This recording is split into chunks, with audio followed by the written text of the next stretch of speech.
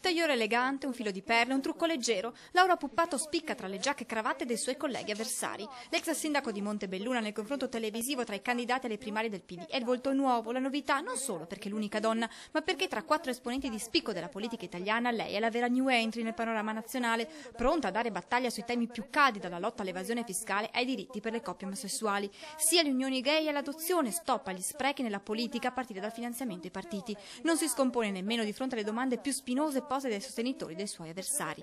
Tante cose da dire per la Puppato, che non sempre riesce a restare dentro al minuto di tempo a sua disposizione, con un linguaggio e argomentazioni che non sempre riescono a convincere i critici che oggi sui quotidiani le danno i voti. La pagella stilata da Pierluigi Battista, Aldo Grasso, Renato Mannheimer e Francesco Piccolo sul Corriere della Sera sfiora appena la sufficienza con 2,5 e 2,6, penalizzata forse nella sua performance dalla poca abitudine a confronti come questo. Guadagna qualche punto in più invece nella pagella di La Repubblica con un 7, un 6+, e addirittura un bel lotto del direttore di Rai 4 Carlo Freccero. Una prima uscita ufficiale quindi che la vede leggermente indietro rispetto agli altri 4 candidati, forse solo per la poca abitudine a certi scenari, ma che vuole promuoverla per il fatto che unica donna si è fatta valere tra 4 politici del calibro di Bersani, Vendola, Renzi e Tabacci. È emersa una sostanziale unità di programmi, di intenti. Sono convinta che tutti quanti insieme sapremo fare grandi cose per il nostro Paese.